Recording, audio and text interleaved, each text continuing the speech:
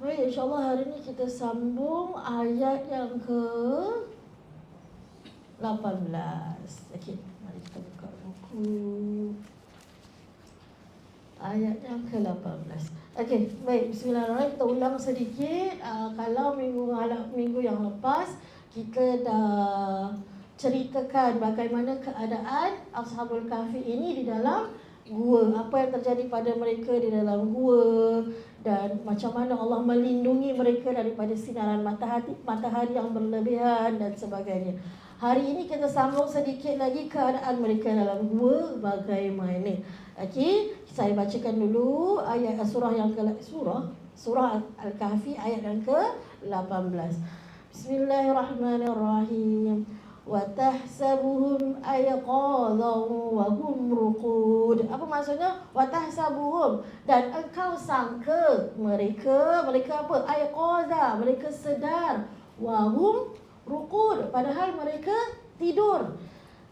وَنُقَلِّبُهُمْ ذَاتَ الْيَمِينِ وَذَاتَ الشِّمَالِ, dan kami balik-balikkan mereka dalam tidurnya, sekejap ke sebelah kanan, sekejap ke sebelah kiri. وَكَلْبُهُمْ بَاسِطٌ, dan sedang anjing mereka ni basitun zira'ihi bil wasit. Maksudnya apa? Anjing mereka ni mengulurkan dua kaki depannya dekat pintu gua. Bayangkanlah macam mana kan.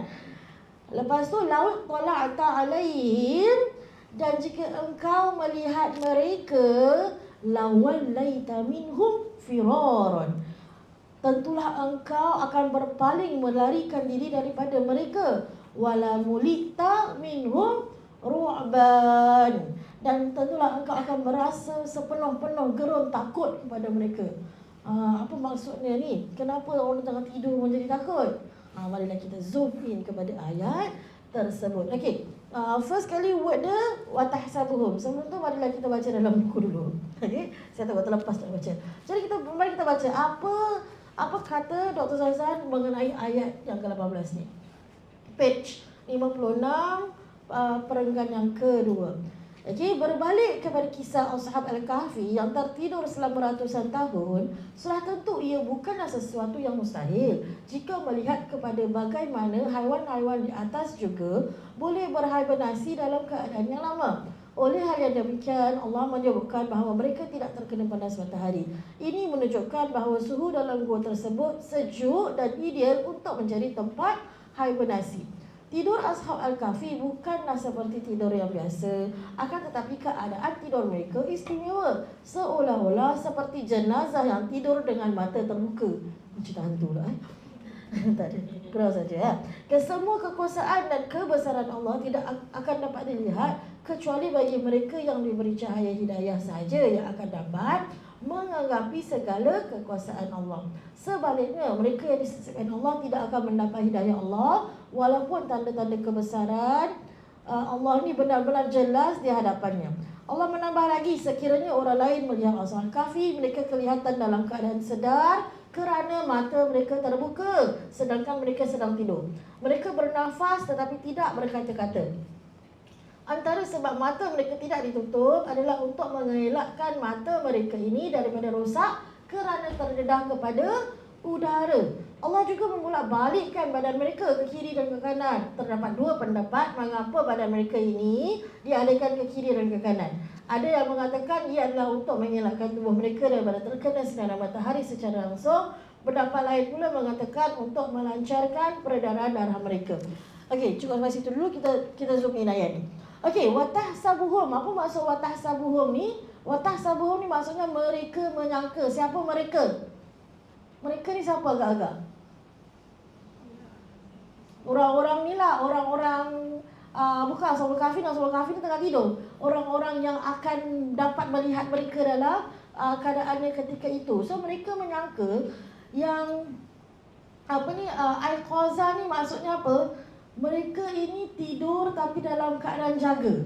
So kalau kita tengok dia macam seolah-olah bukan tengah tidur, seolah-olah tengah berjaga sebab keadaan matanya yang sedang buka. Macam saya tengok muslimah sekalian kan, saya rasa pastilah semuanya masih tak tidur, masih tak tidur. Tapi mungkin ada yang mengelamun lah. Tapi mengelamun lain, tidur lain. Okay? Allah cakap apa? Wa tahsabuhum ayqaza, kan? Tapi wahum rukud. Kita menyangka, mereka menyangka ni, orang kata ayat sekarang ni netizen ni. Netizen menyangka mereka ni sedang tidur. Tetapi sebenarnya mereka netizen sangka yang mereka ni sebenarnya tak tidur, mereka ni sedang sedar. Ayqaza ni maksudnya dalam keadaan yang jaga. Tetapi sebenarnya hakikatnya mereka ini tidur. Macam mana kita tahu? Sebab Allah cakap wahum rukud. Kalau dalam bahasa ini pertama kali saya nampak tidur dalam bahasa Arab yang lain. Kalau selalunya tidur selalu kita sebut naum. Apa tidur? Naum, bukan mengaum mengaum lain. Okey, naum. Okey, ataupun wahum naimun, ataupun mereka lah orang-orang yang sedang tidur. Tetapi dekat sini Allah gunakan perkataan rukud. Apa maksud dia? Dia bukan sahaja tidur, tetapi dia tidur dalam keadaan yang sangat nyenyak. Tidur senyenyak-nyenyaknya, macam kalau lempar bom pun tak sadar. Kan? Kalau mak-mak kau ni kalau kerja, kalau tidur mati. Bom meletup pun tak sadar, kan? Semuanya macam gitu. Maknanya kita tidur senyenyak-nyenyaknya, kira tak terganggu dengan keadaan sekeliling. Tak terganggu dengan keadaan sekeliling. Sebab kita dah belajar kan sebelum ni ayat-ayat di mana Allah cakap Allah menutup telinga mereka. Bukanlah physically, literally Allah tutup telinga mereka, tapi Allah menghalang pendengaran mereka daripada mendengar benda-benda yang tidak sepatutnya mereka dengar, supaya mereka dapat tidur dalam keadaan yang nyenyak. Cuma kalau kita tidur, lepas tu jiran sebelah buat tengah renovation, boleh tidur tak? Tak boleh. Kan jangan kata nak tidur, nak buat benda lain pun susah. So ni Allah tutup telinga mereka supaya mereka dapat tidur dengan senyenyak-nyenyaknya. Okey, kalau kita lihat bukan saja mereka tidur lenyap, tapi kalau kita tengok ayat seterusnya Allah cakap apa? Wa nuqallibuhum zatal yamin wa zatal shimal.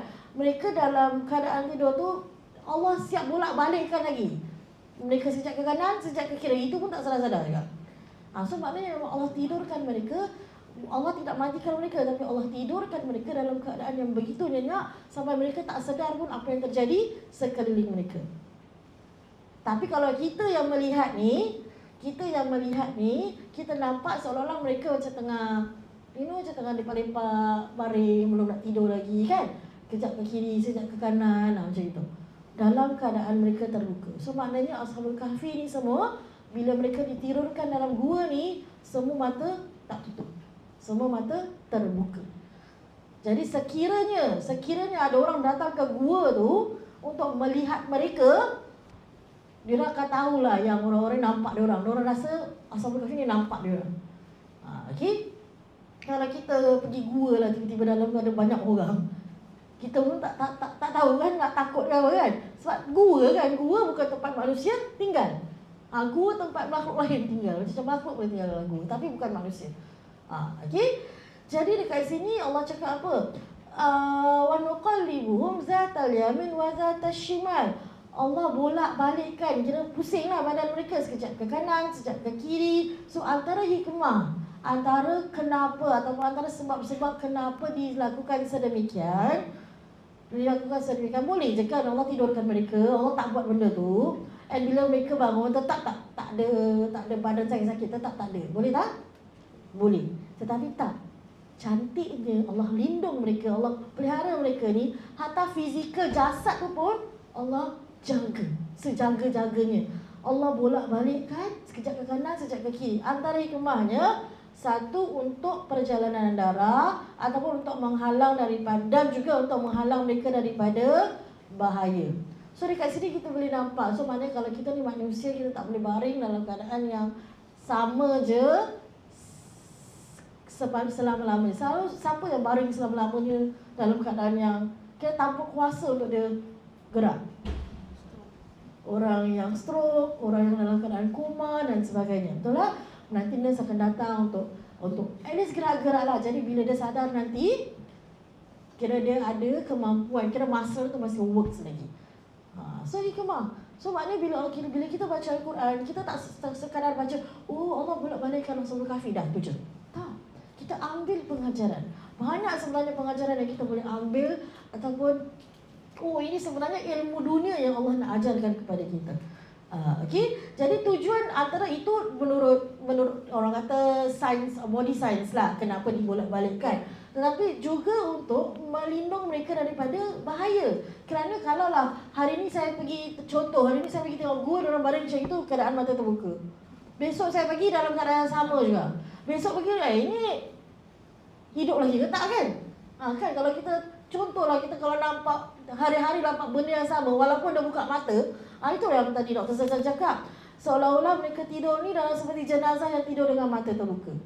Tapi kalau hari-hari kita nampak dah terbuka tapi tak gerak-gerak, maknanya ada something else is going wrong kan? Kan? Jadi gerak-gerak ni pun tujuannya untuk, kira orang kata macam melindung mereka dari bahaya-bahaya yang tak sepatutnya datang lah. Jadi orang nampak, orang ni memang tengah tidur, orang ni memang sorry, orang ni memang dalam keadaan yang jaga. Jadi itu antara hikmah-hikmahnya. Dan bukan sahaja mereka, tetapi wa kalbuhum basitun zira'ihi bil wasid. Dan anjing mereka ni, dikatakan dari mana anjing ini datang, jangan tanya. Ini lagi banyak khilaf dari mana anjing ini datang. Ada yang kata anjing ni memang waktu orang jalan, anjing ni ikut. Ada yang kata memang salah satu ni memang adalah anjing, orang kata macam guide dog. Macam-macam, tak penting. Okay, yang terpenting, yang menariknya kat sini, anjing ni pun kira dia duduk dekat depan pintu gua ni, dia duduk dalam keadaan yang, itu gambar sekadar hiasan je lah. Saya pun tak tahu, cari gambar susah juga sebenarnya. Seolah-olah kira macam dalam keadaan yang berjaga. Padahal anjing ni pun ditidurkan juga dalam keadaan mata still terbuka. Tetapi bukan, pernah nampak anjing tidur tak? Okey lah, pernah nampak kucing tidur tak? Ada kucing tidur tegak tidur? Takkan? Kalau binatang tidur, orang nampak gizu, nampak harimau tidur. Alah boring tu, harimau datang semua bayar mahal, harimau tidur. Tapi harimau tidur dalam keadaan macam mana?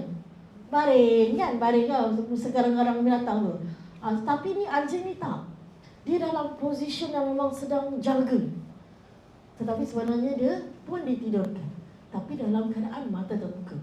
Jadi kalau kita nampak daripada jauh, anjing depan gua, nak pergi dekat tak? Nak pergi tak? Tak nak, anjing tu tidur pun saya tak nak pergi dekat kan? Sebab kegerunan tu. Sebab tu Allah sambung. Jadi kat sini kita nampak, okey, Ashab Al-Kahfi ni dalam gua. Dalam gua, diorang kat dalam gua ditidurkan dalam keadaan mata yang terbuka and position yang sekejap ke kiri, sekejap ke kanan. Dan depan gua ni pula, kira pembukaan gua ni pula, bil wasid ni, maksudnya macam, dia bukanlah pintu-pintu, tapi dia macam pembukaan gua lah. Kalau gua kan ada tempat masuk kan, so kat situ. Okey, dekat situ, tertutupan pintu gua. Okey. Jadi anjing ni pula pun diletakkan di situ untuk menjaga Ashab Al-Kahfi ni. Okey, jadi Allah sambung apa? Lawit tala'at alaihim. Okey, tala'at ni maksudnya secara literal, tala'at ni maksudnya kira macam you nak kena rise.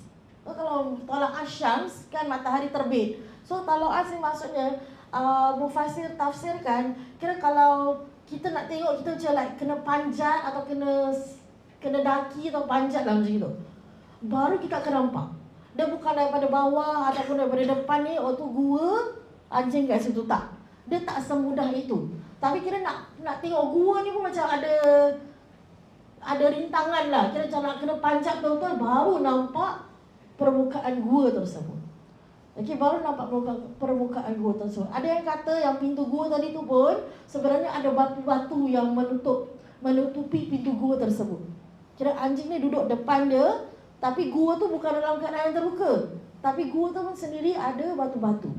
Ada seolah-olah macam nak bagi tahu yang sebenarnya macam tak logik ada orang kat dalam. Dia macam seolah-olah sama juga dengan cerita di mana Nabi Muhammad SAW dengan Sayyidina Abu Bakar, ingat tak? Mereka lari dan mereka sembunyi di gua. Di Gua Hira. Okey, apa jadi? Di Gua Hira. Mereka sembunyi kat mana ni sebenarnya? Gua Hira tempat apa?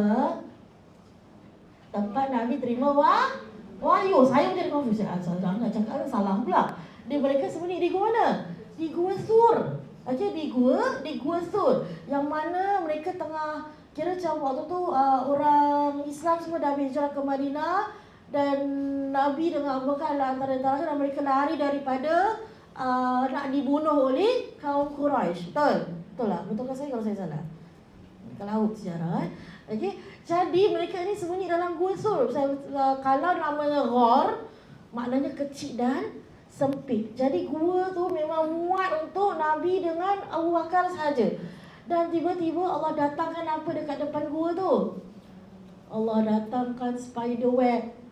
Spider web pernah awak pernah robohkan spider web tak? Tak pernah. Abang tak ada spider web rumah aku. Masya-Allah. Rumah saya tak tahu lah kenapa yang spider web. So spider web tu kan tak, orang kata tak kuat. Langgar sikit je boleh pecah lah spider web tu. Tapi Allah datangkan spider web yang sangat, orang kata seolah-olah macam dah lama spider web tu kat situ. Rumah kalau tinggal lama mesti berabuk kan. Tak payah tinggal lama, masih duduk tapi tak lap, berabuk. So nanti berjela-jela spider web dia. So Allah datangkan tu, lepas tu ada burung lah, ada spider lah situ. Tak mungkin manusia masuk. Manusia masuk confirm pecah. Tapi dan tak mungkin juga lepas manusia masuk baru spider ni buat laba-laba, buat sarang dia. Sebab sarang dia besar dan nampak seperti sudah lama dibuat. Tapi dengan kuasa Allah, apa pun boleh jadi. Ini Allah nak lindung Rasulullah dan Abu Bakar. Dan Rasulullah cakap apa? Kalaulah seandainya diorang macam, diorang kan cara ragu-ragu kan, diorang ada ke tak dalam gua ni? Kalau diorang tunduk sikit je, dah nampak dah sebenarnya. Tapi tak, Allah lindung mereka. So sama. Okey, sama dengan kisah Ashab Al-Kahfi ni, Allah lindung mereka. Dia macam mustahil awak dah masuk gua. Macam ni lah, makcik ni dah masuk pintu kan, tutup pintu, lepas tu letak batu kat luar. Mustahil tak? Mustahil lah. Siapa yang letak batu kat luar tu? Kita dah masuk dalam dah, tak ada orang dah kat luar.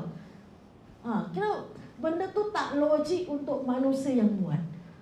Jadi ini merupakan tanda-tanda kekuasaan Allah ni untuk melindung Ashab Al-Kahfi. Okey? Nah, Allah cakap apa? Walau ta'at salaihim, ada dua perkara. Bila kita nampak, lepas kita panjat. Tu maknanya dah nak nampak tu nak kena panjat. Dan panjat tu nampak, kita akan berpaling dan melarikan diri. Lawan laita, kita akan berpaling minhum, daripada mereka ini, firara, dengan melarikan diri. Okey, dengan melarikan diri. Kenapa larikan diri? Kerana wala mulita minhum ru'ban. Sebab tak kala sesiapa melihat gua tersebut, bukan orang baru gua dengan anjing tadi tu je. Bila kita nampak je keadaan gua dengan anjing tu, kita akan terus rasa nak larikan diri, kerana Allah datangkan perasaan yang sangat gerun. Sangat-sangat gerun. Macam kita kalau tiba-tiba drive malam, tempat tak ni, tiba-tiba masuk kubur. Rasa nak terus ke rasa cari exit sekarang juga? Cari exit sekarang juga kan? Sebab padahal tak nampak apa-apa lagi.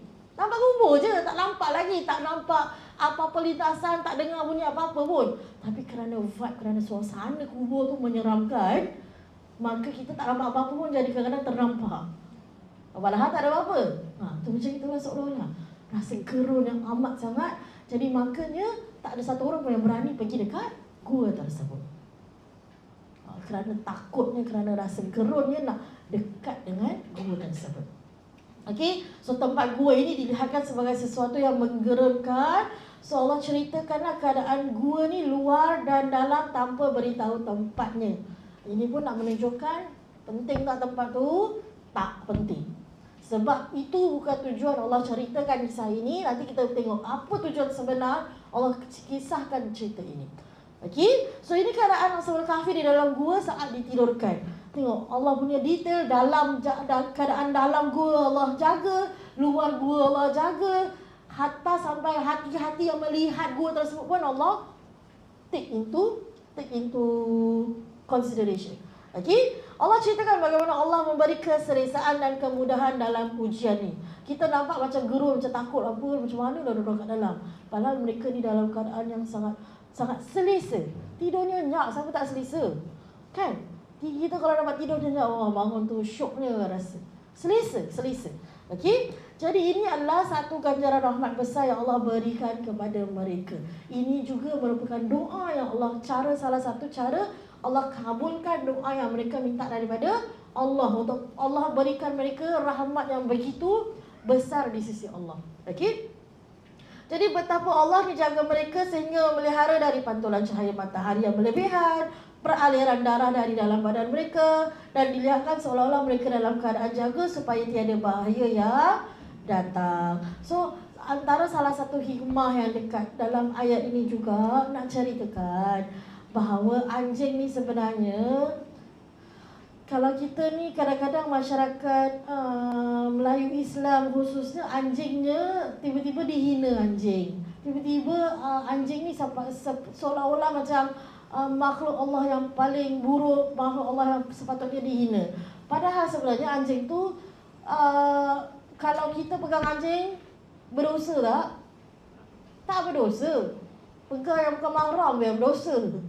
Kalau dulu saya ajar anak-anak muda, ajar macam-macam, tak bolehlah guna ayat tu. Tak ni. Kalau saya ajar dulu, saya ajar budak-budak tengah naik 17, 16. Pegang anjing tu tak dosa. Pegang boyfriend girlfriend tu lah yang dosa. Betul tak? Pegang anjing ini kalau kita pegang, dia bukan najis lah. Najis, tapi bukan bermakna kita sepatutnya hina anjing tersebut. Tengok, nak cerita, anjing ni pun tahu nak pilih orang untuk dia damping. Anjing ni pun tahu untuk berdamping dengan orang-orang yang soleh. Ini pun pengajaran yang seterusnya. Kita hidup kat muka bumi ni sebaik-baiknya cari orang-orang yang baik, cari orang-orang yang soleh, soleha untuk kita berdamping dengannya. Kerana apa? Lagi banyak kita berdamping dengan orang-orang yang mengajak kita ke arah kebaikan, lagi banyak kita berdamping dengan orang-orang yang mengingatkan kita kepada Allah, ke arah itulah kita akan tuju dalam kehidupan ini. Tapi kalau kita asyik berdamping dengan orang-orang yang tidak mengingatkan kita kepada Allah, orang-orang yang menjauhkan kita daripada Allah, maka kita pun akan terikut jauh lah. Terikut jauh. Bukanlah bermakna, okey sekarang aku dah berubah, aku nak tinggalkan semua kawan-kawan aku yang tak solat. Bukan bermakna begitu. Bukan bermakna begitu. Sekali-sekala okey lah. Namanya kawan, ataupun kalau kita ada kemampuan yang lebih untuk mengajak mereka ke arah kebaikan, boleh. Tetapi itu pun agak kuat lah. Jangan kita sibuk ajak mereka kepada kebaikan, lalu orang tu tak berbaik, kita yang ikut dia. Itu pun bahaya juga. Okay, so nak kena tahu kekuatan kita dekat mana. Okay, kalau kita tahu kita ni senang kena influence, jauhkan. Tapi kalau kita tak, aku kawan sebab nak menjaga persahabatan tu je. Dengan doa, dengan harapan semoga-moga satu hari pun dia ikut berubah. Sebab orang yang betul-betul berubah, dia akan dapat kemanisan berubah tu. Dia akan mendapat kemanisan iman tersebut. Bila dia dapat kemanisan iman tersebut, maka tak akan ada sedikit pun dalam hati dia untuk menghakimi orang lain. Sebab tu dia akan cuba berusaha untuk sentiasa doakan kawan-kawan, ahli keluarga yang belum dapat rasa keimanan tersebut, kemanisan keimanan tersebut. Okey, jadi dekat sini dalam ni Allah ceritakanlah keadaan Ashabul Kahfi dalam gua. Okey, setakat tu ada soalan? Tiba-tiba ada soalan kan? Jangan tanya dulu. Okey, so ini keadaan. Jadi ini keadaan mereka dalam gua. So mari kita sambung ayat yang seterusnya. Okey, ayat yang seterusnya ayat 19 Allah sambung. Okey, ni hari inilah kita tahu sebenarnya berapa lama mereka dekat dalam belum lagi. Okey, ini bila diorang dah sedar. Bila diorang sedar. So kita baca ayat yang ke-19. Bismillahirrahmanirrahim. Wa kadzalika ba'atsanahum liyatasaalu bainahum. Dan demikianlah pula kami bangkitkan mereka dari tidur. Kenapa Allah bangkitkan mereka dari tidur ni? Liyatasaalu bainahum, supaya mereka bertanya-tanya sesama sendiri. Okey, qala qailun minkum, salah seorang di antaranya bertanya, kam labistum. Ingatlah kita pernah jumpa perkataan kam labistum ni. Ada kan dekat awal-awal yang kita cuba ceritakan mengenai seseorang yang bernama Uzair. Uzair. Okey. So ini terjadi lagi di mana Allah tidurkan mereka. Dan antaranya betul, kam labistum, berapa lama kamu tidur atau berapa lama kamu ada di sini? Qalu labisna yawman aw ba'dha yawm. Sebahagian daripada mereka menjawab, mungkin kita telah tidur selama sehari ataupun sebahagian daripada sehari. Mana dia tadi? Mana tadi? Qalu labisna yawman aw ba'dha. Qalu rabbukum a'lamu bima labistum. Dan sebahagian daripada mereka kata, Tuhan kamu yang lebih mengetahui tentang lamanya kamu tidur. Fab'athu ahadakum biwaraqikum hadhihi. Sekarang utuslah salah seorang daripada kamu membawa wang ini ke biwaraqikum hadhihi ila Madinah. Ke bandar. Madinah tu bandar. Falyanzur mana? Falyanzur ayyuha azka ta'aman falyatikum birizqin minhu. Dan kemudian biarlah dia mencari dan memilih mana-mana jenis makanan yang lebih baik lagi halal. Okey, kemudian hendaklah ia membawa untuk kamu sedikit habuan daripadanya.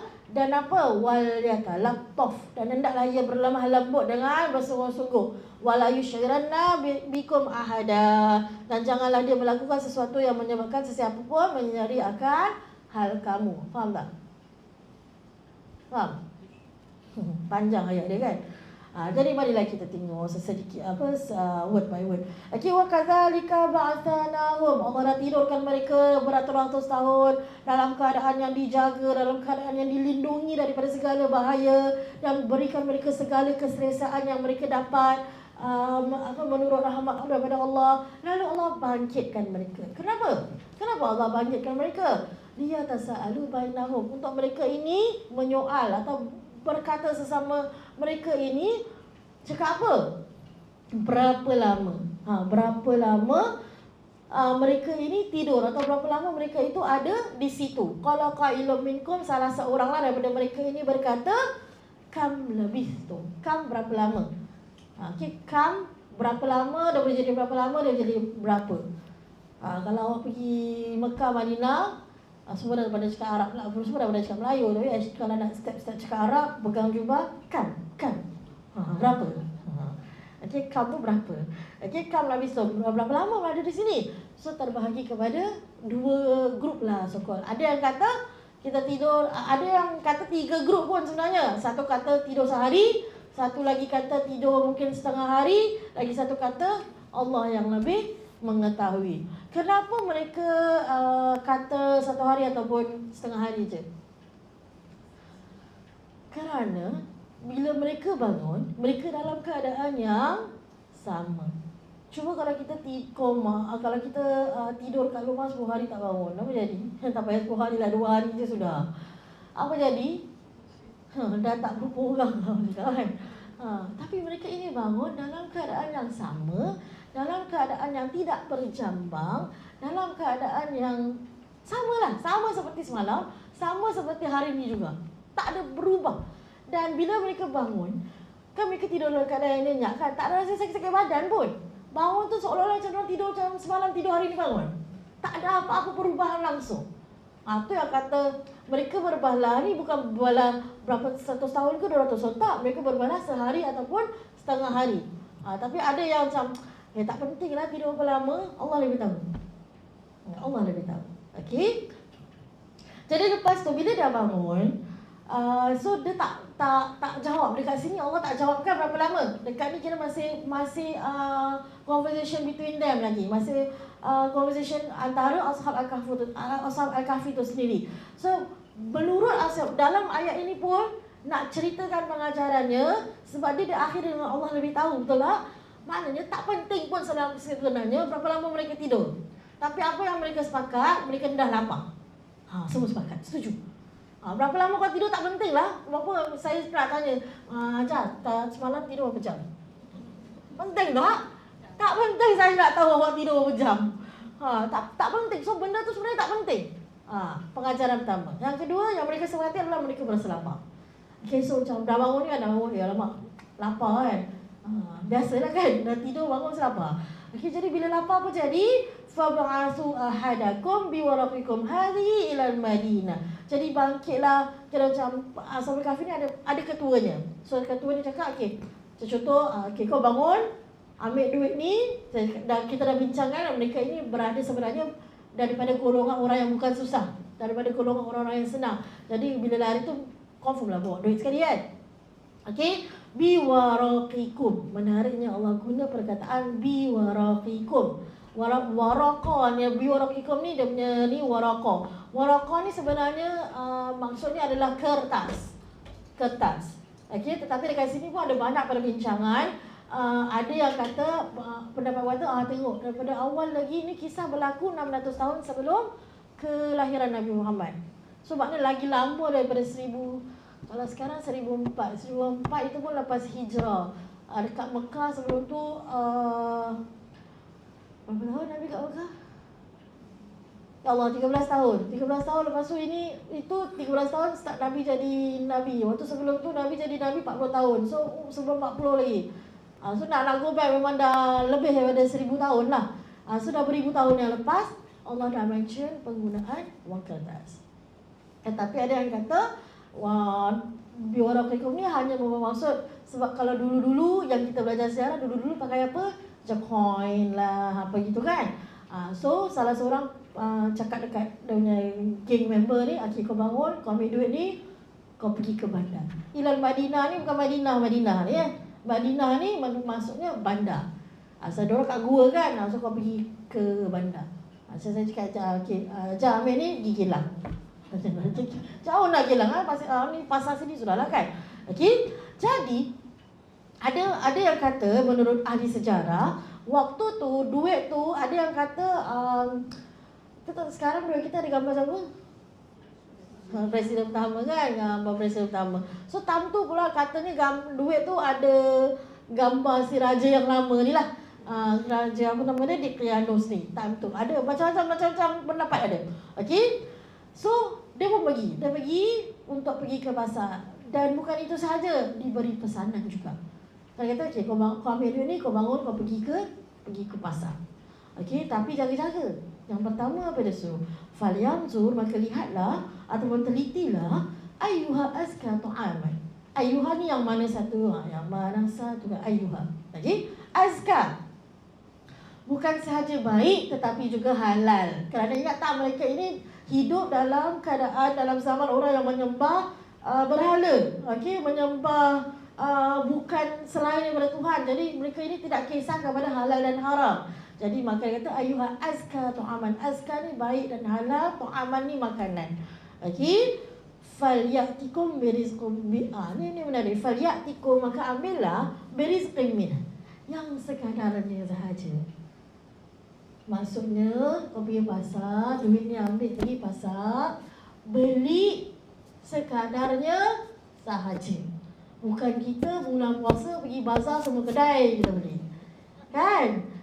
So ini menarik ni, bangun daripada tidur tapi tak fikir nak makan semakan-makannya, tapi sekadarnya sahaja. Okey, jadi perkataan pertama ni makanan yang baik. So pengajarannya bila kita cari makanan yang baik, bukan sahaja yang baik, yang halal, tetapi bila kita beli, bila kita nak masak atau kita nak beli, sekadarnya sahaja, secukupnya sahaja. Kerana setiap dalam rezeki kita ni ada rezeki orang lain. Okey, itu yang pertama. Kedua, dia kata apa? Wal yatalaffaf. Okey, dan bersikap lemah lembutlah. Maknanya bila nak deal, bila pergi pasar nak deal tu dengan sifat yang lemah lembut, dengan sopan santun, dengan penuh adab. Okey, bukan kita pergi pasar, orang tu cakap sikit kita pun nak melenting. Ini dia ajar. Okey, bila kita pergi pasar, berlemah lembut dengan tukang jual lah. Kat sini kan nampaklah customer is not always right. Sebab customer disuruh berlemah lembut. Okey, berlemah lembut. Pengajaran dia kat sini, bila ketua Ashab Al-Kahfi suruh pergi ke pasar, pertama cari makanan yang baik, kedua dengan sopan santun. Okey, wala, dan disambung lagi dia punya pesanan, wala yush'iranna bikum ahadan. Jangan sampai orang lain sedar akan kewujudan kamu. Yush'iranna ni orang lain sedar, bikum ahada, yang kamu ni salah seorang daripada kita lah yang melarikan diri. Kerana sebelum mereka tidur, apa perasaan mereka dalam tu? Apa keadaan mereka? Mereka sedang ketakutan, lari daripada raja yang zalim. Dan mereka ini bila lari, mereka tahu bila mereka ditangkap akan menjadi benda yang baik atau tidak? Tak baik. Okey. Jadi kenapa perlu berhati-hati? Kerana Allah sambung. Okey, ni dah wala syarana bikum hadan. Itu habis dia punya pesanan yang pertama. Allah sudah datangkan. Kenapa mereka ni perlu berhati-hati? Innahum in yazharu alaikum, sesungguhnya kalau mereka mengetahui hal kamu, yarjumukum. First, tentulah mereka akan merejam dengan membunuh kamu, au yu'idukum fi millatihim, atau mereka akan mengembalikan kamu kepada agama mereka secara paksa, walan tuflihu idzan abada. Dan sekiranya perkara itu terjadi, maka kamu tidak akan berjaya selama-lamanya di dunia dan juga di akhirat. Apa maksudnya? Maksudnya adalah, okey, so dia dah bagi pesan, kau ambil duit ni, pergi ke bandar, cari makanan yang baik, berlemah lembut dengan orang, dengan seketika kau menjual beli itu, dan berhati-hati. Jangan sampai mereka tahu siapa engkau ni. Kenapa kena hati-hati? Sebab sekiranya mereka tahu siapa engkau ni, maka mereka akan merejam dengan membunuh kamu. Jadi kat sini kita boleh nampak, oh, maknanya Tan Raja Daqyanus ni, apabila ada kesalahan yang berlaku, cara mereka bunuh adalah dengan rejam. Kalau sekarang kita kena hukum tali gantung kan. Kalau dan zaman ini dengan dia rejam sampai mati. Okey? Ataupun kalau tak rejam sampai mati pun, mereka suruh apa? Yu'idukum fi millatihim. Kembali kepada agama mereka. Cantiknya dekat sini Allah guna word millah. Okey, millatihim ni kepada, millah ni agama, him tu mereka. Okey, tapi kalau agama yang kita tahu selain millah ni apa? Apa? Din. Betul tak? Anda dengarkan? Din. Islam, dini, agama kami. Agamaku. Okey, kerana din ini ada mufassir yang tafsirkan kalau millah ni maknanya ini agama mereka yang tak ada kena dengan agama kita. Sebab tu Allah tak nak guna perkataan fi dini. Okey, Allah gunakan millatin kerana mereka ini menyembah berhala. Okey. Tapi ada je kalau kita tengok dalam surah Al-Kafirun kan, untuk kami agama kami, untuk kamu agama kamu. Tapi itu sebab Allah merujuk kepada agama kita dulu. Okey. Tak kisah. Yang penting dalam ni, kalau mereka tahu tentang kamu, sama ada kamu akan dibunuh dengan direjam, ataupun mereka akan paksa kamu untuk kembali kepada agama mereka, yakni sembah patung-patung berhala, sembah macam-macam benda lah selain daripada Allah Subhanahu Wa Taala. Okey, walan tuflihu idzan abadan. Dan jika mereka berjaya tangkap kamu ni, maka kita ni tak akan berjaya. Tuflihu ni berjaya, abadan ni selama-lamanya. I love you abadan. Selama-lamanya I love you. Okey, so takut jika kenapa? Sebab bukan kata takut mereka ni tak tahan diseksa, tidak. Tapi takut mereka tak tahan sangat diseksa ni sampai apa? Bukan sampai mati tau, sampai mereka terpaksa mengikut kemauan raja tersebut. Takut mereka ini diseksa sampai mereka dah tak tahan sangat, sampai mereka akan mengikut kata mereka untuk menyembah berhala. Okey? Apa maksudnya wala tuflihu idzan abadan di dunia dan akhirat? Kerana kalau di dunia mereka dah diseksa, okey, bermula dah lari. Kisahnya sangat tragis lah, dah kena tangkap, dah lari. Lepas tu dah tidur kat dalam gua, tiba-tiba baru nak beli makan dah kena tangkap balik. Lepas tu kena sembah berhala balik. Kan macam sia-sia je perjalanan yang pertama tu kan. Jadi tak kira mereka ni rasa, mereka ni menyangka yang mereka ni takkan berjaya di dunia. Kalau dah dunia tak berjaya, macam mana nak berjaya dekat akhirat? Betul tak? Nak berjaya dekat akhirat, nak kena berjaya dekat dunia juga. Berjaya bukanlah bermaksud jadi orang yang kaya raya, tidak. Berjaya ini membawa definisi yang sangat besar. Okey? Lalu apa jadi? Okay, ni dah habis. Conversation between them ni dah habis.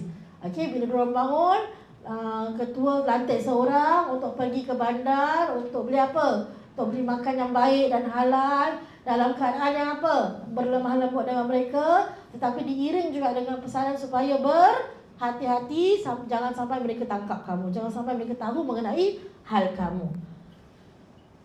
Tetapi Allah yang lebih mengetahui. Inilah tujuan utama kenapa Allah lindung Ashab Al-Kahfi, kenapa Allah tidurkan mereka beratus-ratus tahun lamanya. Lepas sudah tidur beratus-ratus tahun lamanya, Allah bangkitkan mereka. Kenapa? Inilah dia. Kenapa? Wa kadzalika a'tharna 'alaihim, dan demikianlah kami dedahkan hal mereka kepada orang ramai, liya'lamu, supaya orang-orang itu mengetahui apa? In anna wa'adallahi haqqun. Apa dia? Janji Allah itu adalah benar. Okey, dekat sini dah cakap sekali, janji Allah menghidupkan semua orang mati adalah benar. Wa anna as-sa'ah la raiba fiha, dan bahawa hari kiamat itu tidak ada sebarang syak padanya. Iz yatanaza'una bainahum amrahum. Pendedahan itu berlaku semasa orang-orang itu berbantahan sesama sendiri mengenai perkara hidup dan mati. Okey, faqalu banu alaihim bunyanan. Setelah itu mereka, sebagian mereka berkata, dirikanlah sebuah bangunan di sisi gua mereka. Rabbuhum a'lamu bihim, Allah jualah yang mengetahui akan hal ehwal mereka. Qala allazina qalabu ala amrihim, dan orang-orang yang berkuasa atas urusan mereka ni pula katanya macam kerajaan atau pihak raja tentu, lanat takhizanna alaihim masjidah, sebenarnya kami hendak membina sebuah masjid di sisi gua mereka. Mari kita bertengok. Okey, wa kadzalika atharna alaihim. So bila mereka pergi ke pasar, mereka ni dah tidur beratus-ratus tahun namanya. Jadi mereka pergi pasar, pergi ke bandar untuk membeli makanan, first orang confirm tahu mereka ini macam weird. Cuba tiba-tiba kita pergi warisan hari ni, nampak dua orang berpakaian seragam dengan tanjak, dengan pakai orang Melayu dulu-dulu lah orang kata. So macam agaknya ada kenduri kahwin atau agaknya ada lah ni kostum ke, ada ni ke, tapi akan jadi perhatian tak? Pasti jadi perhatian. Pasti jadi perhatian. Okey, pasti jadi perhatian sebab lain daripada yang lain. So daripada pakaian sahaja dah lain. Lepas tu bila nak beli makan, pakai duit yang dah tak pakai lagi. Beratus tahun lama ni dah kan, pakai duit yang tak pakai lagi. So orang pula ingatkan, tentu ada ahli sejarah yang cakap, diorang ingatkan yang orang-orang ni jumpa harta karun. Tahu tak berapa valuable harta karun? Valuable, sangat valuable. Jadi bila dia tengok, ini harta karun ni. So diorang pun nak tahu, mana kau dapat ni? Mana kau dapat ni? Jadi tak sempat beli makan mana-mana. Tak sempat. Okay? So itu cara Allah dedahkan mengenai step pertama. Step pertama cara Allah dedahkan adalah dengan keadaan mereka yang lain daripada yang lain, dan mereka menggunakan duit yang lama. Okay? Kenapa Allah dedahkan? Kerana ini tujuan Allah ceritakan Ashab Kahfi ini. Kerana saat itu, ketika itu, mereka dah beralih kerajaan. Sebab yang Raja Daqyanus ni, Daqyanus ni katanya selepas Ashab Kahfi lari, kira hanya beberapa bulan atau saya tak ingat berapa bulan atau beberapa tahun saja, less than 5 years pun kali ya. Saya tak ingat sama ada 3 bulan atau 3 tahun dah bertukar kerajaan. Sekejap je. Lepas tu dah beralih kerajaan lah, dah beralih raja lah, beralih kingdom. So kenapa Allah dedahkan hal mereka ni? Kerana pertama nak menunjukkan yang bahawa janji Allah itu benar. Janji Allah itu benar. Kerana time tu memang orang kata rakyat jelata dalam tu memang tengah berbalah sesama sendiri mengenai hal kebangkitan selepas kematian. Jadi memang tepat pada masanya Allah bangkitkan Ashab Kahfi ni untuk bagi tahu dekat orang-orang ini bahawa janji Allah itu benar. Janji yang mana? Janji bahawasanya kita akan dibangkitkan di kemudian hari nanti. Itu yang pertama. Yang kedua, nak bagi tahu juga bila kita nak dibangkitkan, bila waktu hari kebangkitan lah. So nak cerita hari akhirat itu pasti akan berlaku. Itu adalah kesudahan kepada seluruh makhluk Allah Subhanahu Wa Taala. Okey, so maknanya time tu kan anna wa'dallahi wa anna sa'ala raiba fiha, kerana seperti saya cakap tadi, sebab mereka ini sedang yatanaza'una, sedang berbantahan, bainahum amrahum, bainahum di antara mereka, amrahum perkara tersebut. Perkara apa? Pasal hari kebangkitan ni. Okey, jadi apabila mereka berita mengenai mereka tersebar ni, maknanya dah tak ada bahaya lah, sebab raja yang semalam tu dah tak ada. Tapi diorang tahu tak? Diorang tak tahu kan, sebab diorang berhati-hati sangat. Sampai kata apa, kalau orang tahulah, kalau rakyat tahu pasal kau ni, confirm kau tak akan percaya di dunia dan akhirat. Tapi Allah lebih mengetahui, Allah tahu segala rahsia-rahsia yang ada di dunia ni. Sebab mereka bangun tu mereka tak tahu, mereka ingat kan semalam je. Tapi sebenarnya dah beratus tahun yang berlalu. Jadi ketika diorang bangun ni, ada yang katanya, kita dah kurang apa sekarang? Okay, kita baca sedikit dekat ayat apa? Ni ayat nombor berapa ni? Oh, dah jauh tau. Nanti awak bacalah Boleh tak? Kan nak saya bacakan juga. Okey, so kita baca sikitlah ayat muka surat 57 ni. Seperti mana mereka ditidurkan, Allah bangkitkan mereka dalam keadaan sama. Kan? Saya dah cerita tadi supaya mereka ini tanya sesama sendiri mengenai apa yang terjadi. Jadi ringkasnya ada 3 pendapat mengenai jangka masa mereka ditidurkan.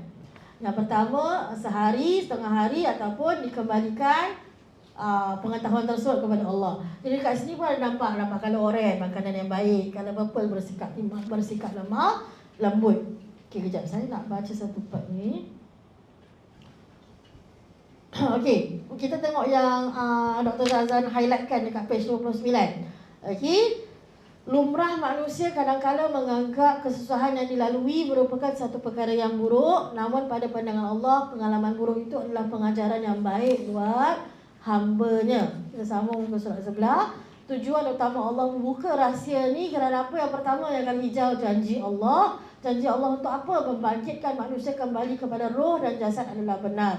Yang kedua, hapuskan keraguan. Keraguan mengenai apa? Keraguan mengenai tentang sama ada hari kiamat itu akan berlaku ataupun tidak. Okey, atau berlaku ataupun tidak. Jadi, ini semua saya dah. Okey, kita buka page 62.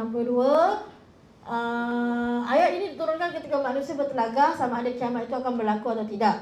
Terdapat golongan yang mengingkari kebangkitan. Oleh itu, kisah Ashab Al-Kahfi ini menjadi hujah bahawa kebangkitan akan berlaku dan tidak mustahil untuk berlaku. Okey, menurut Ibnu Abbas, golongan beriman meminta agar dibina masjid sebagai tanda untuk peringati keajaiban kisah mereka.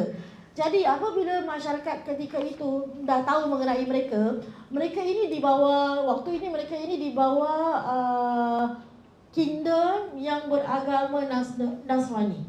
Beragama Nasrani ataupun yang kita faham sekarang Kristian. Okey, Nasrani Arab, Kristian English. Okay, so tapi beza. Okay, beza. Sekarang saya ni beberapa hari atau minggu yang lepas kan saya tengah bila lah. Tiba-tiba banyak pula lalu dekat feed pasal Ashab Al-Kahfi. Tiba-tiba semua ustaz cerita pasal Ashab Al-Kahfi. Kenapa kat Malaysia lah. Sekali barulah 2-3 hari yang lepas, rupanya benda ni disebut oleh Perdana Menteri. Nak tahu cerita apa? Cari sendiri, okay? So maknanya benda ni disentuh oleh Perdana Menteri, tak susah semua ustaz keluarkan Ashab Al-Kahfi ni Kristian. Ni macam, kenapa semua ustaz mengolah mengenai Ashab Al-Kahfi ni Kristian ke? Bukan. So adalah cerita-ceritanya, pergilah cari sendiri Saya kena tangkap lah sebenarnya, tak adalah. Okay, so nak cerita pasal Kristian Nasrani ni, dia berbeza lah. Secara nak faham, sebab kalau kadang-kadang kita sebut Nasrani, orang tak faham. Sebab Kristian pun orang faham. Okay, so apa pun Yahudi Nasrani ini, di kalangan ini kita kena faham, ini sebelum kedatangan Nabi Muhammad sallallahu alaihi wasallam. Okay, so maknanya bila before Nabi Muhammad, benda ni berlaku lebih kurang 600 sebelum kelahiran Nabi Muhammad. And Nabi Isa way more longer than that. So maknanya bila lepas Nabi Isa, sepatutnya lah lepas Nabi Isa ni, maknanya sebelum Nabi Muhammad ni semua berada di bawah sepatutnya ajaran Nasrani. Tapi Bani Israel memang gitulah. Datang Nabi balik-balik berhala, datang Nabi balik-balik berhala. Gitu je cerita orang, tak habis. Okay, jadi tetapi di kalangan mereka masih ada ahli kitab. Ahli kitab ni maksudnya apa? Orang yang percaya kepada ajaran yang dibawa oleh Nabi Isa. Okay, jadi ada yang di antara mereka pula yang masih berpegang dengan ajaran Nabi Isa walaupun kitabnya dah tak ada. Okay, kitabnya dah tak ada. Kerana apa? Kerana Nabi Isa dia punya duration dekat dunia ni tak begitu lama. Okay, jadi tak ada yang kata tak sempat dibukukan pun kitabnya. Tetapi mereka percaya bahawasanya Allah tu satu. Dulu-dulu punya agama memang itu, percaya kepada Allah itu satu. Dan itulah yang diorang punya ujian. Untuk kita nak percaya Allah tu satu dah tak ada masalah. Melalui benda yang masalah banyak. Okay, so dekat sini nak cerita, so maknanya bila diorang bangun ni, diorang bangun dalam kerajaan yang memang dibawa agama Nasrani dan bukan dalam kerajaan yang kejam. Okay, jadi apabila kisah ini bila kisah mereka ini dah war-war, dah diketahui umum, maka ada di antara mereka yang kata faqalu banu alaihim bunyanan, dirikanlah di sisi mereka itu bangunan, kerana Allah lebih mengetahui mengenai mereka. Maksudnya diorang nak tepi gua tu, diorang nak buat bangunan. Okey, dan setengah daripada mereka qala allazina ghalabu ala amrihim, kata pula orang yang berkuasa atas mereka ni, maksudnya kerajaan lah. Siapa berkuasa ke atas kita? Government lah kan. Okay, kita tak boleh buat sesuka hati. Government yang rule kita punya country sekarang. So orang yang tengah rule that country, katanya apa? Nak bangunkan di sisi mereka masjid. Jadi menariknya ada sejarah yang ceritakan, katanya kira macam bila yang pemuda yang pergi pasar tadi tu kena tangkap, dapat tahu mengenai mereka, so dia dibawa kepada raja. So bila dia dibawa kepada raja, raja nak tahulah dia ni daripada mana dan di mana. So katanya kononnya Allah Ta'ala ini benar atau tidak, tapi ini menurut ahli sejarah. So pemuda yang ni pun bawalah raja ini pergi ke gua. Tu yang orang tahu pasal gua ni. Pergi ke gua tersebut. Adabnya pemuda ni minta izin kepada raja lah, sebelum aku bawa masuk korang, aku nak minta izin dengan orang aku dulu. So raja benarkan, bukan raja yang zalim kan, raja benarkan. Jadi katanya waktu diorang masukkan ke dalam gua, dia masuk minta izin, lepas tu dibenarkan masuk, dan mereka ini tak lama kemudian mereka ini dimatikan. Memang tujuan Ashab Al-Kahfi ini ceritanya itu, nak bagi tahu dua perkara tersebut. Hari kebangkitan itu pasti, dan kemudian tak ada keraguan mengenai hari kiamat. Itu tujuan utama Allah ceritakan mengenai Ashab Al-Kahfi. Allah jadikan ini sebagai salah satu daripada tanda-tanda kebesaran Allah. Kerana manusia ni kadang-kadang nak tengok fizikal baru percaya. So kita ni sebab kita dah akhir zaman. Kita dah akhir zaman, cerita ni semua dah ada. Cerita ni semua dah ada. Dan akhir zaman ni alhamdulillah, ianya kerana perjuangan Nabi dan sahabat, sekarang ini kita berada dalam golongan alhamdulillah yang tidak begitu susah atau tidak begitu sulit untuk percaya kepada kisah-kisah tersebut. Kerana kita percaya kepada Quran. Percaya kepada Quran lah, percaya kepada Al-Quran. Okey. Jadi wallahu ta'ala alam. So ini adalah keadaan mereka di dalam gua dan setelah mereka dibangkitkan. So insya-Allah nanti minggu hadapan kita akan sambung mengenai bilangan sebenar Ashab Al-Kahfi. Allah dah cerita habis, baru Allah ceritakan sebenarnya berapa orang sebenarnya bilangan Ashab Al-Kahfi ni. Lepas tu baru Allah ceritakan berapa lama sebenarnya mereka tidur. So bila cerita little part, maknanya itu tak begitu penting. Yang penting yang tadi tu, pengajaran-pengajaran yang kita boleh ambil daripada kisah tersebut. Okey, wallahu taala a'lam. Insya-Allah kita akan sambung ayat 22 pada minggu hadapan.